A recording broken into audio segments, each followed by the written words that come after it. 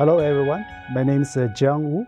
I'm the director of Center for Buddhist Studies and the professor of Chinese Buddhism in the Department of East Asian Studies at the University of Arizona.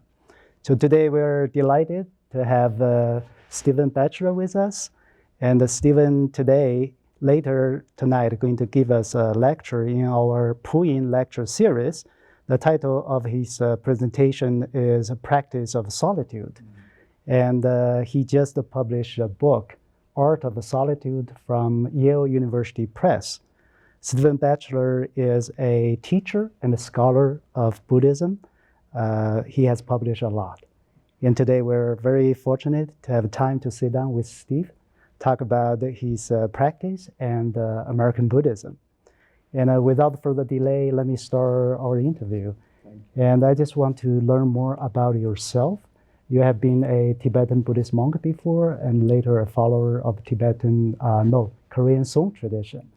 And can you tell us more about your background, any interesting experience and the transformation in your life, if you want to share with us? Okay, I'll say a few words. When I was 18 years old and had completed high school in England, I decided to travel overland, as many young people did then, and I ended up in India, in Dharamsala, where the Dalai Lama had his capital in exile. And I immediately devoted myself to the study of Buddhism, Tibetan Buddhism.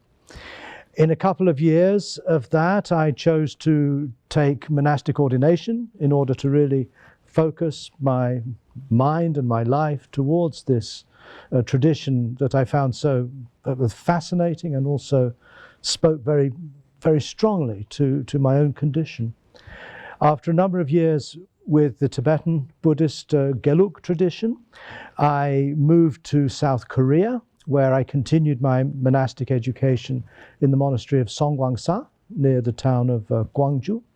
And there I trained under Master Kuzan and did for all of that period contemplative training in the Linchi or Rinzai tradition of Zen, working with the question, what is this? And I'm still asking myself that same question today. I disrobed in 1985 and returned to Europe, where I joined a lay Buddhist community largely composed of practitioners of what we call the Vipassana, or the insight meditation tradition. And that began my interest in exploring early Buddhism, particularly the discourses that we find in the Pali Canon. I became very interested in trying to understand the conditions under which Buddhism began in India. I became fascinated by trying to get a clearer picture of the Buddha as Gautama, as a human being, living in a human world. And that has been, in a sense, where my study and my thought have mainly been concentrated in the last 20 years, 20, 30 years. So my training in Buddhism has gone through different traditions, which I feel very privileged in a way to have had that opportunity. But I'm also encouraged by my Tibetan teachers particularly not to just accept Buddhist teachings at face value out of blind faith, but to always apply a critical, analytic approach, particularly to the study of the classical texts. And in the past 20 years, you have written several books, and you seem to have developed a teaching of a secular Buddhism. So what exactly is a secular Buddhism according to your understanding? If I could answer that question as to what is exactly a secular Buddhism, that would be a great achievement. I see secular Buddhism as a loose, generic term that actually covers a wide range of movements that are broadly secular. We might see, for example, the work of Dr. Ambedkar in India, where, having converted to Buddhism as a way to break free of the Hindu caste system, he advocates a Buddhism that is largely concerned with social and political justice. It's not concerned with attaining enlightenment or nirvana. So that, to me, is a form of secular Buddhism. One might also see movements like the Soka Gakkai in Japan as also being very much concerned with the welfare of people in this world.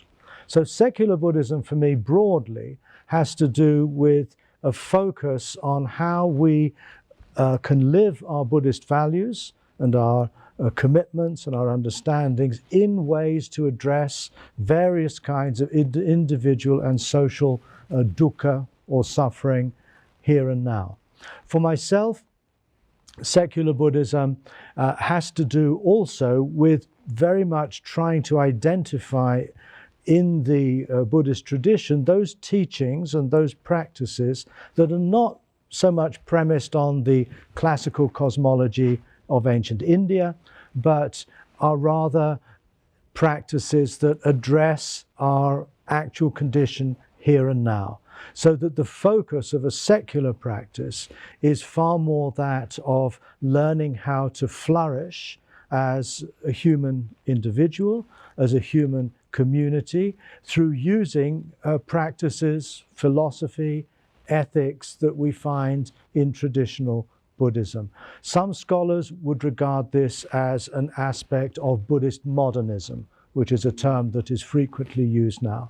And I think what secular Buddhism is beginning to identify is this moment of cultural transmission and cultural transformation that is happening globally as traditional Buddhist schools encounter modernity. Not so much the West, but I think the condition of modernity. And Buddhism throughout its history, as you know full well, has had sufficient flexibility and imagination to rethink itself, reinvent itself almost, to speak to the needs of those in the new host culture. So it goes from India to China, and it eventually becomes something we now call Chinese Buddhism. It's not the same as what was there in India, but it's not entirely different either. So secular Buddhism is maybe a useful term for a work in progress, an encounter that is ongoing. And when we see something like the current spread of mindfulness that's now sweeping through our society, this to me would be another very good example of the secularization of the Dharma.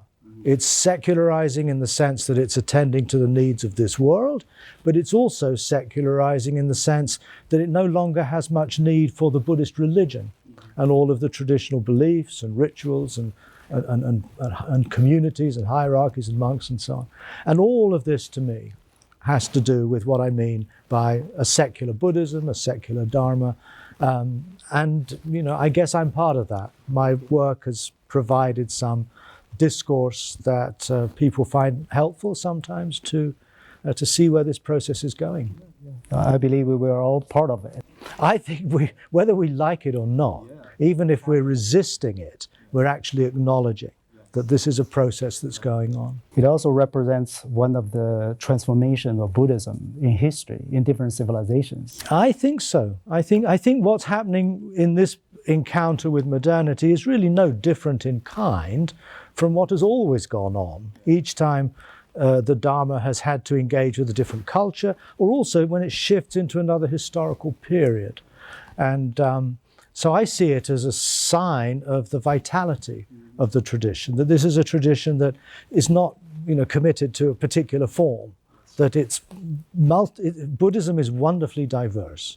I love the diversity of Buddhism because to me it shows its flexibility and its willingness really to cast off elements from the past that may not work so well anymore and engage and develop and imaginatively create new forms.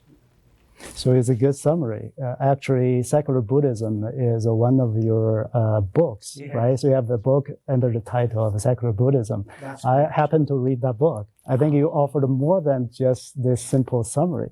There are many more suggestions for practice, for example, arts, for example, right? And also, I remember in your book, you mentioned how important the study has become in Buddhism, in the Buddhist practice. And of course, in Buddhism, there are lots of texts, scriptures, And we have something called Buddhist canon. That's right, yeah. So they're full of Buddhist texts for us to study, and the study, and also the literacy associated with study, writing, reading, and composing, writing books, for example. These are all part of this practice we call study. So what do you think about study? So why it is so important in the Buddhist tradition? Well, I think it's important because Buddhist practice is not something that can be reduced simply to becoming proficient in a certain meditation technique. And I think there's a significant, I think there's great importance today for Buddhist practitioners not to think of Buddhism just as a kind of spiritual technique, but rather as a culture of ideas, of practices, of philosophies, of ethics that address the whole of our human condition. I remember once, years ago, I was studying as a Tibetan Buddhist monk with an old Mongolian Lama, and we were studying Buddhist logic, Dharmakirti, this kind of stuff. Very technical, very dry. And at the end of the class, one of the monks said, "Geshe-la, why do we have to do all this study? Why can't we do more practice?" And the Lama's answer was, if you really knew how to study, you would be practicing. And that has always stuck with me, that study, in other words, entering into a conversation with the past of the tradition through its history, is a way in which we acquire a working knowledge of the core ideas, in which we reflectively and critically develop an understanding of what we're doing that extends far beyond just doing meditation, but provides us with a philosophical and ethical framework within which the meditation, in a sense, finds its meaning, finds its value. And I have always been drawn to the study of these ancient texts, and I find it enormously enriching to be able to, let's say, read the record of Lin Chi, for example, or it might be the Lamrim Chenmo of Tsongkhapa, or it may be suttas in the Pali Canon. But in each case, I find myself able to open my ears and my mind to these voices from the past that are struggling with many of the same questions that we have as moderns today. And I learn from that. That learning informs not only my thinking, but it informs the broad sort of direction in which my life takes. And I found that terribly enriching. And I think something would be lost if today Buddhist practice becomes essentially reduced to meditation. I think so very much. Yeah, right. So for you, study actually has a spiritual meaning here. Oh, absolutely. It's not just gaining knowledge. Exactly. So this is actually quite similar to what we have found in our study. So we study 17th century Chinese Buddhism, for example. In China, there's somebody called the literati, which means they're professionalized in reading and writing. And they like Zen Buddhism, for example, because there's a spiritual dimension in reading koans, recording sayings. So we tend to call this a textual spirituality, which means the spirituality which is related to textual manipulation. So do you agree study textual learning actually foster a special kind of a spirituality as well? I think it can. I don't think it necessarily does. It depends on how we read the texts. If the texts are simply there as kind of neutral pieces of that artifacts from the past, and one can read them without any particular Buddhist interest or spiritual interest, and you can analyze them philologically and so forth and so on, but you may not actually be touched by what they're saying. You might, in fact, want to distance yourself in order to get a more objective grasp of what the text is about.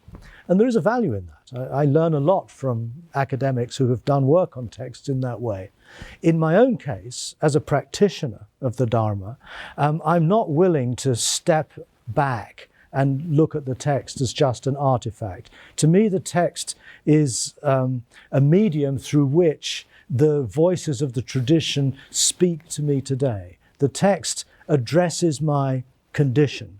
Well, sometimes it doesn't, and if it doesn't, then it may be about doing, say, for example, doing texts that tell you how to do prayers to the mountain spirits, no, that's not going to help me. It may be a Buddhist text.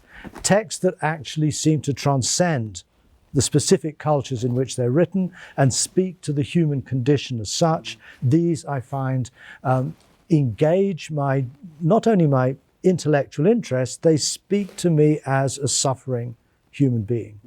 And to that extent, they very much become a deeply spiritual practice. And many of the texts I'm interested in are not necessarily prominent in the traditions in which they're found. And I think what modernity allows us to do is open ourselves to some of these forgotten voices in the past, some of the discourses in the Pali Canon that nobody really reads very much. Sometimes it's there that I find more insight, particularly in this secular project.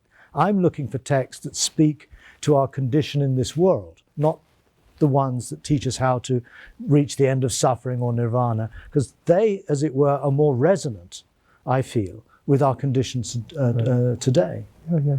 Well, I agree with you completely. Definitely text can inform us about our condition. And there's something else we call art, right? And you are a collage artist as well, right? So in addition of being a Zen teacher and a Buddhist teacher. And so let's talk about art, right? Because in your book, you write about imagination. Yes. And you have this term called democracy of imagination. I found it fascinating. And yesterday, actually, you were talking about ontology, right? As part of this secular Buddhism.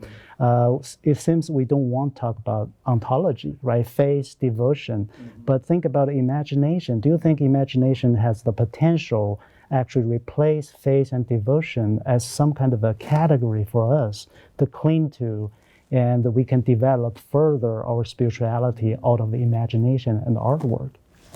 I'm not sure it will replace faith and devotion, but I think it will, if we focus on this idea of the imagination, I think it brings a dimension to our practice that we don't find discussed a great deal in the classical Buddhist texts. There's no discourse on imagination that we'll find the Buddha giving.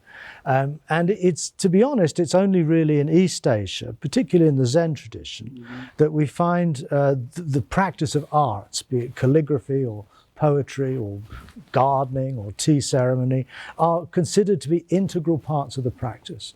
In the Indian-based traditions, the Tibetan and the Theravada schools, of course, they have beautiful works of art all around them and painting and so on, but these are considered to be somehow just supports for encouraging one's faith and so forth. But the monks are not, in fact, they're discouraged from actually engaging in artistic practices or valuing art itself.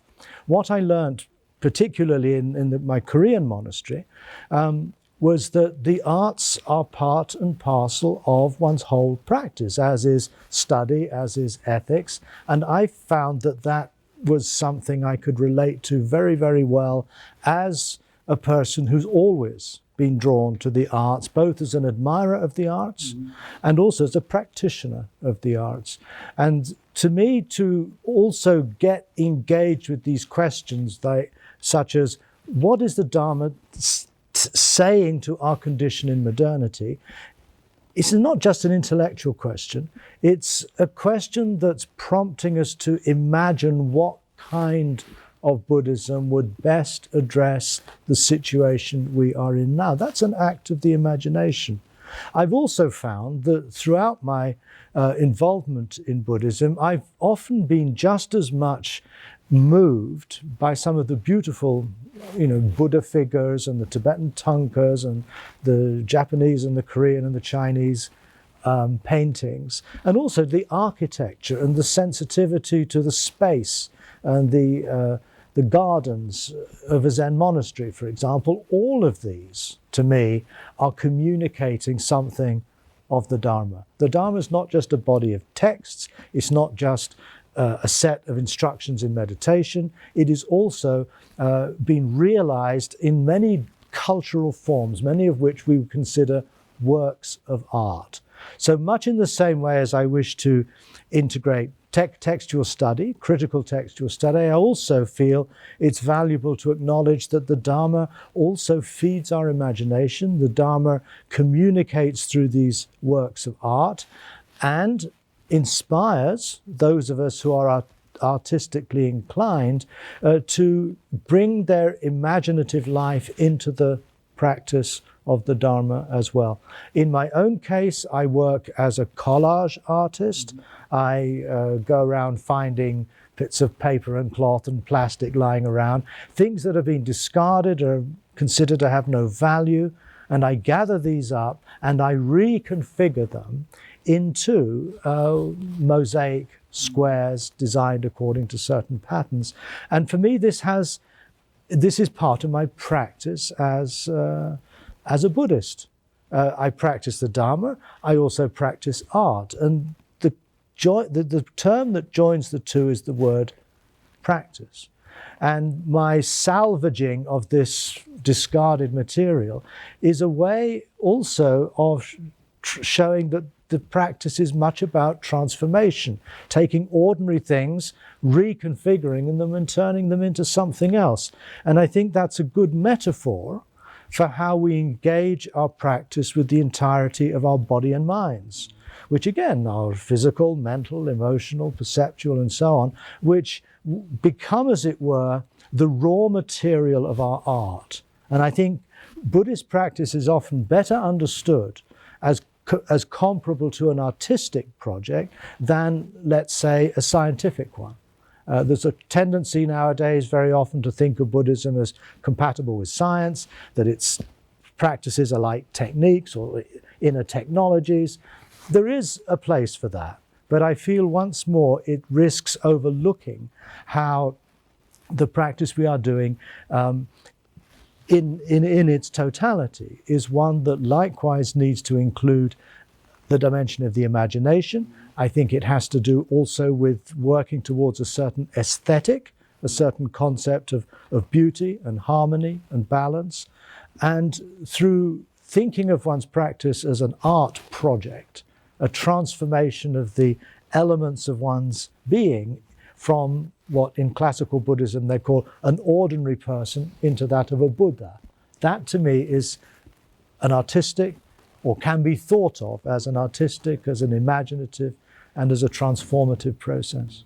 It's also integrated together. Yes, exactly. Yeah. Integration, I think, is achieved in great works of art, where you bring diverse elements together, and the result is something that transcends the individual elements and suggests a higher degree, a higher level of integration.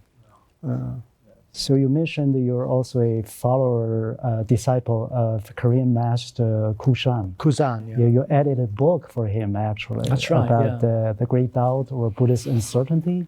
I edited a book called The Way of Korean Zen, Okay. which is a translation of many of his discourses, and I wrote an introduction with the history of Korean Buddhism and so on. Master Kushan has been under the influence of Chinese Buddhist traditions. Oh, absolutely. Right. Yeah. So, and you mentioned Chinese Buddhism several times. You seem to suggest Chinese Buddhism in the past is quite comparable. We can compare Chinese Buddhism to today's Buddhism because that symbolizes the significant transformation of Buddhism or secularization. Exactly. And Chinese Buddhism can be a representative of that. And what do you think about Chinese Buddhism? I'm not sure, have you heard about a Taiwan Buddhist tradition called Foguangshan by Master Xingyun? So they advocated the type of Buddhism they call humanistic Buddhism, right? Which is somehow similar to what you say about secular Buddhism. So I don't know what's your comment or thought about Chinese tradition and the Foguangshan tradition? In my book, The Faith to Doubt, which is the book I wrote while I was in the Korean monastery on Zen, the appendix is called The Chinese Lesson. And this is an essay I wrote comparing the transmission of Buddhism from India to China to the transmission of Buddhism from Asia in general to modernity or to the West. And I feel that we can learn an enormous amount from that history, because when Buddhism went from India to China, it went into a culture that was already highly literate, philosophical, it had its own aesthetic and artistic traditions, and it therefore engaged with Indian ideas as an equal. And the Taoists particularly were drawn to Buddhism because of the meditation practices, and it's through the coming together of these two great civilizations that generated what we now think of as Chinese Buddhism and the different schools and so forth. And perhaps it's that history also which informs modernist developments within China, the example of Fo Guangshan and their humanistic Buddhism being a case in point. That movement, again, seems to recognize the transformational nature of the Dharma as it meets new circumstances. And I agree. I don't know a great deal about the teachings in Fo Guangshan, but I have been struck by this idea of humanistic Buddhism because it sounds very much like a secular approach. And so I'm very encouraged when I hear or read or meet people who are engaged in this comparable project. We might include that under my banner of the secularization too. Yeah, absolutely, yeah. So Fo Guangshan tradition is still a monastic tradition. Yes. So they have monks and nuns, but they teach Buddhism as a positive kind of a tradition.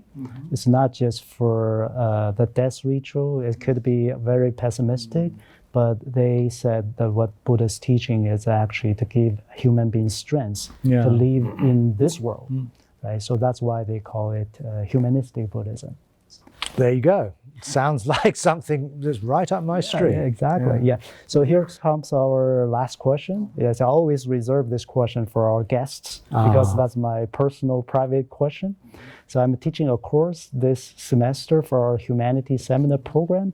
The course title is How Buddhism Changed World Civilization. It's a very big question. Actually, I plan to write a book, right? So we're going to survey Buddhist tradition from India, Tibet, and China, Japan, all the way to the West. And so it's very complicated. I don't have a clue how I'm going to write this book. But if I ask the same question to you, how Buddhism changed world civilization, how would you respond to that? Certainly Buddhism, like many of the great traditions of our world, has had an enormous impact on the way in which the history and the culture of different societies have emerged. And I think we can see that in India, although in some ways in India Buddhism failed. It didn't really survive beyond the 12th, 13th century. So it did contribute to Indian civilization. Scholarly, in a scholarly sense, it contributed a great deal to logic, epistemology, and certain philosophical movements in India. But change, to say it changes civilization, is a very large claim. I would think of it more in terms of introducing a particular element or certain threads of influence that its ideas and its practices bring into the broader culture. And what I feel that Buddhism might be able to offer to our contemporary world is a more contemplative dimension to the way in which we live our lives. And I think at this time of great turmoil in world civilization, this meeting of these different cultures, Buddhism can provide us both with, I think, a way to work with our own interiority, with our solitude, not just as an end in itself, but as giving us a foundation to live more reasoned, more critical, more imaginative, more creative lives. And that can occur both through the example of particular individuals, but it can also, I think, be a formative influence in how we conduct ourselves as a community, maybe even as a civilization. My sense is that Gautama, the historical Buddha, was more interested in establishing the foundations for a civilization, which we see strongly in his image of the Eightfold Path leading to the restoration of a ruined city, not leading to the end of suffering, that prompts me to think very much that the Eightfold Path, the Fourfold Task in which that's embedded, is very much a matrix for the emergence of a particular kind of culture. In my writings, I've called this a culture of awakening. And I would hope, in the best of all possible worlds, that the Dharma will actually contribute to a culture of awakening in modernity. I see the mindfulness movement as a good example of how this might begin, but I think there's a great deal more to be done in the encounter with the secular world for Buddhist values to inform people's lives in such a way that we learn to hopefully live with each other with greater respect, with greater generosity, with greater kindness, with greater wisdom. And these qualities, I feel, are central to the Dharma practice, and not individually, but as a coherent body of ethical values. And that I can pray for, at least, may be the way in which the Dharma will affect the unfolding of our increasingly global civilization. That's what we really, I think, need to be concerned with today. Yeah, it's very insightful. So I'm going to write this into my book. Yeah. Okay, it's so great to have you here. And once again, thank you very much. And well, thank you very much, Professor Wu. I've really enjoyed this conversation. Thank you. Thank you, everybody, and see you next time.